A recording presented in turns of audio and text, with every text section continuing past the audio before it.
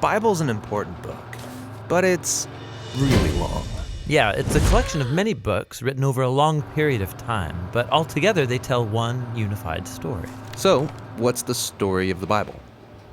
Well, it begins by introducing us to a beautiful mind, the author of all reality, a being called God. And he has the power to take the dark chaos of the uncreated world and bring about order and beauty and a garden full of life. And to crown this accomplishment, God appoints these creatures called humanity, Or in Hebrew, Adam. and they're made as God's image. Which means that they're commissioned to rule this beautiful world on God's behalf by harnessing all of its potential and creating even more beauty and order. This is a story about humans using their power to do meaningful, life-giving work. But the question is, how? Yeah, humanity now faces a choice that's represented by a fruit tree. So humans could partner with God and find freedom by trusting in his knowledge of good and evil. Or They could seize power and define good and evil on their own, which, God warns, will kill them. and they hear the voice of a dark, mysterious creature that tells them the choice is simple. Take the fruit. It'll give you power and freedom to rule the world on your own terms. And so they seize this knowledge, and as a result, they become suspicious and self-protective. It leads to fractured relationships, violent power grabs, and ultimately, a whole civilization, Babylon, that has redefined evil as good. And so, God scatters this corrupted human project. And here the story of the Bible takes an important turn. We zoom into the story of a man and a woman who come out of Babylon, Abraham and Sarah. Yeah, God promises that from them will come a new people, a nation that has another chance to make the right choice. And if they succeed, it will open up this new way forward for the rest of humanity. And this is why the rest of the Bible story is about this family. And it does not go well.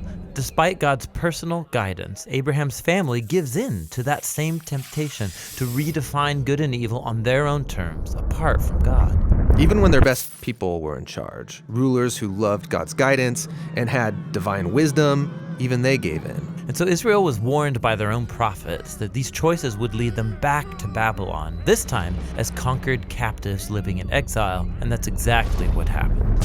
So even with God's personal guidance, Israel fails. Who can succeed? Well, the prophet said that the story wasn't over.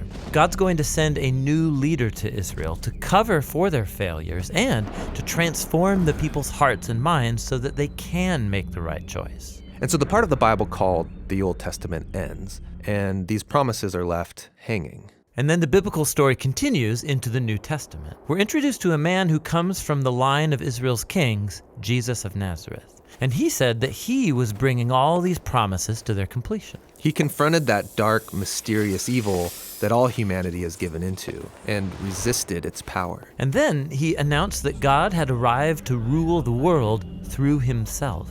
Jesus taught about God's definition of good and evil, and he said that real power is serving others. According to Jesus, it's people who love the poor and even love their enemies. These are the kinds of people who actually rule the world. And that's confusing, but also really beautiful. And so is the claim that the story goes on to make about Jesus, that he is God become human, to be for Israel and for all humanity what we could never be for ourselves. He came to take the consequences of our evil into himself, and his sacrificial love proved more powerful than evil, than even death itself. So now humanity's presented with a new choice. Represented by a new tree. Stick with the old way of being human, or venture into this new way. And in the story, those who choose the way of Jesus find themselves energized by God's own power. People who know that they are loved and forgiven by God can become people who love and forgive others in return.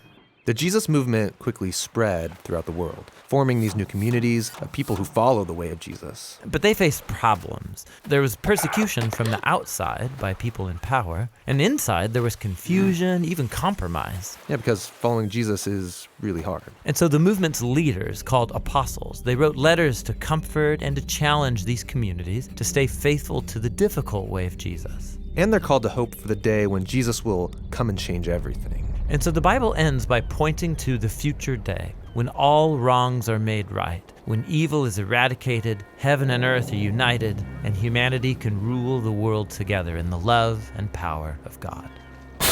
Okay, so that's the story of the Bible.